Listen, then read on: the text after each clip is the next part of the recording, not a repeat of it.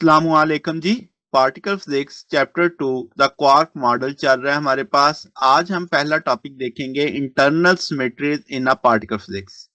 तो शुरू करते हैं। इंटरनल सिमेट्री से क्या मुराद होती है, SU2 और SU3 क्या होता है। तो इंटरनल सिमेट्री हमें कनेक्ट करने देती है पार्टिकल्स को, किस तरीके से वो सिमिलरली बिहेव करते हैं अंडर सर्टेन इंटरेक्शन, खास तौर पे स्ट्रॉन्ग फोर्स के तहत। अगर उनके सिमिलैरिटी बिहेवियर सेम ना हो, डिफर करें, यानी उनके चार्जेस मुख्तलिफ भी हों, मगर उनके कुछ बिहेवियर फिर भी क्या होंगे, सिमिलर होंगे। इसमें सबसे क्लासिकल एग्जांपल इंटरनल सिमेट्री की आइसोस्पिन में आ जाती है, जिसमें प्रोटॉन और न्यूट्रॉन्स को आप रिलेट कर सकते हैं। अगर हम प्रोटॉन और न्यूट्रॉन के बेसिक करैक्टर देखें तो दोनों की इंट्रिंसिक स्पिन हाफ है, फर्मियान्स में आते हैं।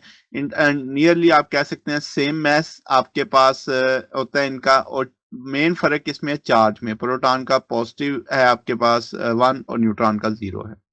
अब होता क्या, जब स्ट्रॉन्ग इंटरेक्शन आती है तो प्रोटॉन और न्यूट्रॉन सेम बिहेव करते हैं, आइडेंटिकल बिहेव करते हैं। यानी इसका मतलब है कि जो स्ट्रॉन्ग फोर्स है वो चार्ज ब्लाइंड है, यानी चार्ज के होने ना होने से उसे फर्क नहीं पड़ रहा।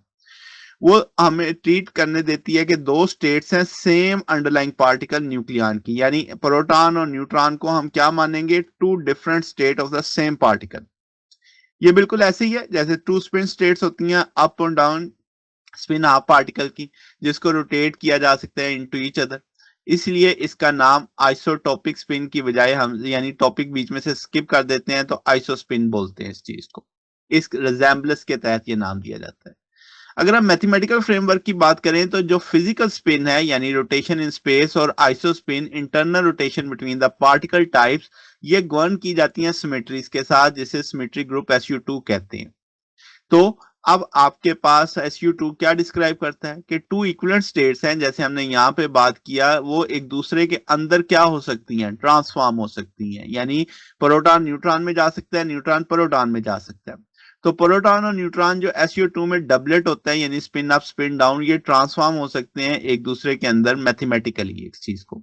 अब अगर हम बात करें फ्लेवर सिमेट्री की, तो इंटरनल स्ट्रक्चर मैटर को समझने के लिए हम क्या करते हैं, हेड्रॉन्स यानी जो प्रोटॉन्स और न्यूट्रॉन्स को समझते हैं किसकी मदद से, क्वार्क्स की मदद से।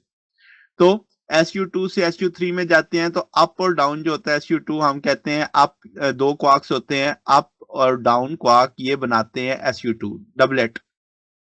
क्योंकि इनके मैसेज इंतहाई क्लोज होते हैं तो इसलिए ये सिमेट्री हाईली एक्यूरेट होती है, यानी जब वो ट्रांसफॉर्म होते भी हैं तो आपके पास आपको इतना ज्यादा उसमें कोई डिफरेंस नहीं आता, एक्यूरेसी अच्छी मिलती है।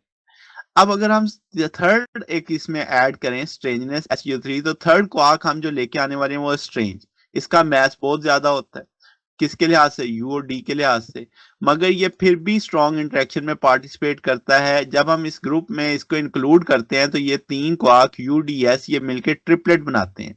वो डबलेट बना रहे थे दो वाले, अब ये ट्रिपलेट बना रहे हैं, तो एक थर्ड लार्जर ग्रुप बनता है SU3।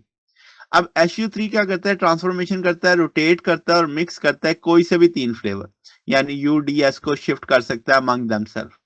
और इस फ्रेमवर्क के तहत जो SU2 है, हम कह सकते हैं वो एक सब ग्रुप का बिहेवियर ले लेता है SU3 का। कोई सी भी ट्रांसफॉर्मेशन जिसमें U और D स्वैप करते हैं, टेक्निकली वो एक स्पेसिफिक टाइप है किसकी, SU3 की, जो आपके पास यानी बाकी स्ट्रेंज को उसको कुछ नहीं कहती, मगर इन दोनों के अंदर स्वैप हो रहा होता है। अब अगर हम जनरलाइज कर दें, लेट से n डिफरेंट फ्लेवर्स हों क्वार्क के, तो हम कहेंगे स्ट्रॉन्ग इंटरेक्शन के तहत उनको कनेक्ट किया जा रहा है, वो आइडेंटिकल बिहेव करेंगे। सो फर्क सिर्फ किस में आएगा, उनके मैसेज में आएगा। तो हम कहेंगे हकीकत में तो 6 क्वार्क होते हैं, up down strain charm bottom top. अगर हम इनको इंक्लूड करें तो हम कह सकते हैं एक लार्जर ग्रुप सिमेट्री के बनाए जा सकते हैं, SU4, SU5, SU6। तो फर्क क्या है, ये जो लार्जर सिमेट्री हैं ये ब्रेक क्या लो बैडली ब्रोकन हो जाती हैं, क्योंकि इनके मैसेज में ह्यूज डिफरेंस आ जाता है। अब स्ट्रॉन्ग फोर्सेस तमाम फ्लेवर्स को एक जैसा ट्रीट करती है, एक यूनिवर्सल कपलिंग रखती है, मगर ये ह्यूज मैच डिफरेंस की वजह से जो सिमेट्री है वो बेकार हो जाती है, क्योंकि आप मैसेज का रिलेशन नहीं बना पाते।